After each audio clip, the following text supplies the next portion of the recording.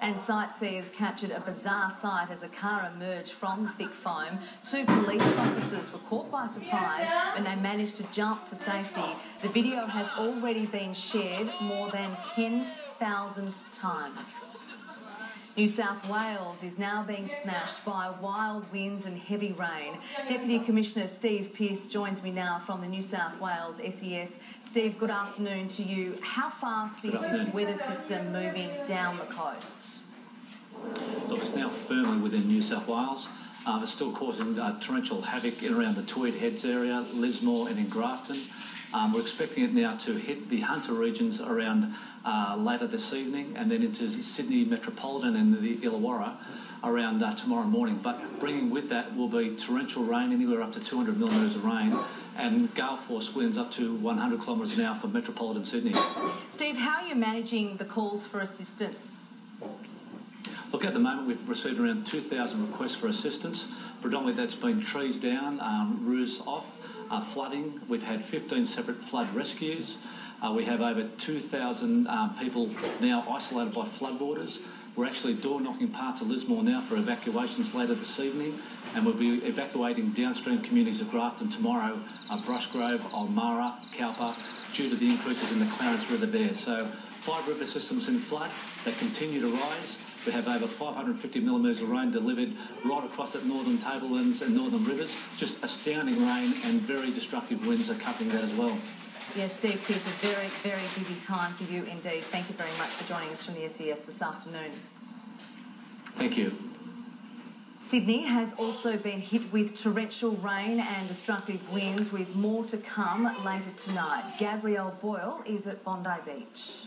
The latest update from the Bureau of Meteorology, that storm front is expected to hit Sydney between midnight and dawn, bringing with it those very damaging winds and heavy rain. We know that in Sydney, over the next few hours, we can expect in some areas 100 up to 200 millimetres of rain. As for winds, 60 up to 100 kilometres an hour in some areas. So very damaging rain, very damaging wind. We know the worst hit areas will be coastal areas like here at Bondi. And that front is expected to travel down the coast throughout the early morning. So we will be seeing it hit areas like the Illawarra and South Coast right through down to Nara. Police and authorities are urging motorists, if you don't have to take the car out, simply don't. It is too dangerous. If you're due to head back from holidays or head out on holidays, simply delay your trip by the day and certainly don't think about taking the caravan or boat out.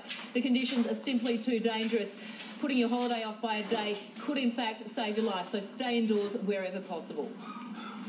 Prime Minister Gillard says Australia will get through our summer of fires and floods by banding together. Ms Gillard toured the bushfire region in Victoria's Gippsland today to thank firefighters, but her thoughts were also with emergency crews much further north.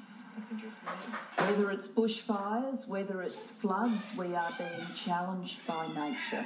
But we are a strong and smart nation and will get through this, as we always do, by pulling together. Opposition leader Tony Abbott has been helping with sandbagging efforts in Queensland. To other news now, and 3 fishermen have captured incredible pictures of their terrifying encounter with a 5-metre-long great white shark near Portland in Victoria. Christy Cooper joins us now from Melbourne. Good afternoon, Christy. Just how close did they get? Well, Beck, they certainly couldn't have got any closer.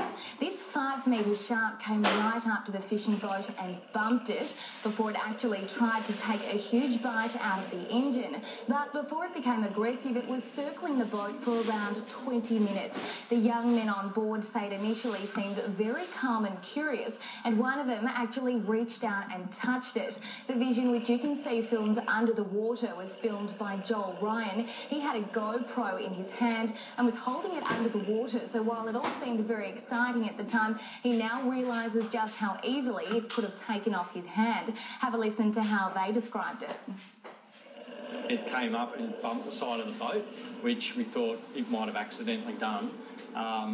I think then it circled away out the back and came up straight towards the back of the boat, opened its mouth up and saw its teeth, but then just dipped under the boat. Then the last time it came up and actually grabbed hold of the motor, we decided we didn't want to risk it. Christy, will they be returning to the water anytime soon, do you think?